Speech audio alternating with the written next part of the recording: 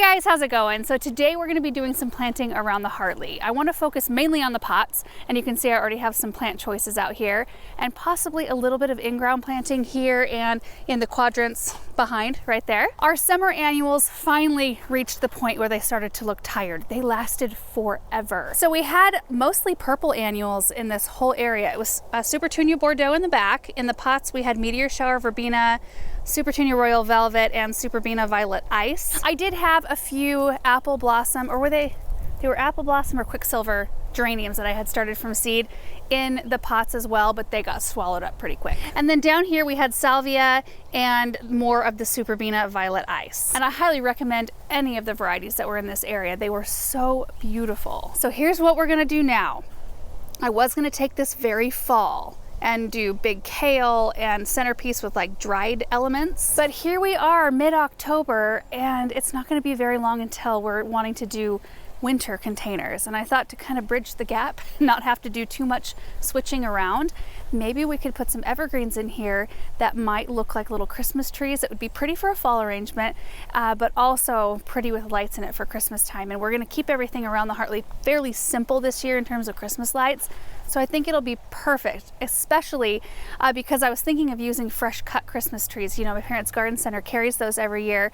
But if we could plant these in here now and then plant them out in the new property next spring, I think that would be amazing. These are Norway spruce. They've got that just beautiful kind of delicate evergreen structure. You know, their needles are a little bit shorter than pines. Norway spruce do really well for us. I wanted to show you a picture of what they look like a little bit bigger, and they grow big, like 80 by 20, hardy to zone 2. Oh, I love it. And then around the base, it might end up just being these two. I think this might make it look a little bit too busy for what I'm going for. I don't know, we'll have to see how it goes.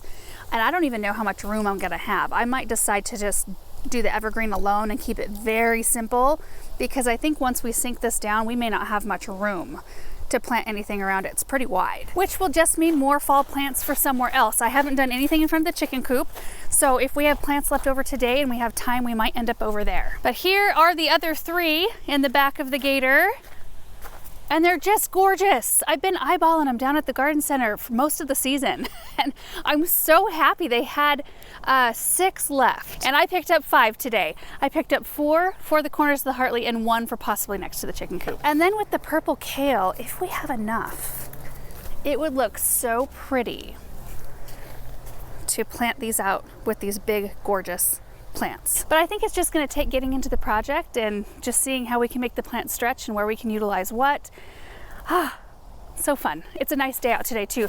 A little bit on the breezy side, but the sun is super warm. I am going to go grab my gloves though, because the Norway spruce, while they are not as prickly as a blue spruce, they still can get ya. So I'm going to wear gloves for this part. These are brand new. And you might remember in the area right behind the Hartley, we did have tulips in there last year. So this space right here, we had the Sana tulips that were absolutely phenomenal. We actually pulled all of those up, and they went to a friend who has a flower farm. She sells cut flowers, so she planted those, which is awesome. So this is clear. Like, I can get in there with an auger and zip holes in here really quickly. And I'm not planning on doing tulips again this year because I want to do something different in the spring in this space. So it's kind of perfect timing to try out some kale. So let's just get into this, you guys.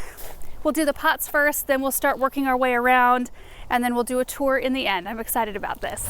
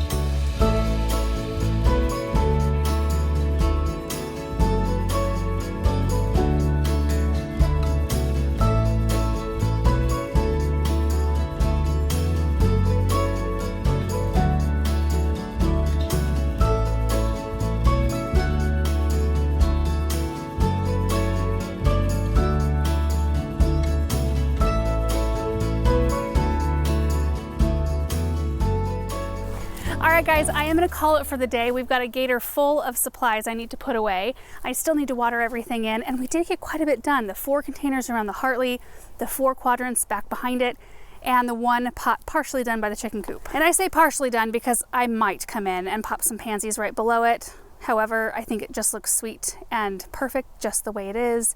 I do need to plant up the window box, but because I'm kind of out of time, I'm just going to leave it for today because I want to have time to repot these geraniums when I do clean this out. And I've got a few in the ground I want to probably dig up and repot as well. I am really happy with this evergreen right here. It's just a nice little weight on this corner of the chicken coop.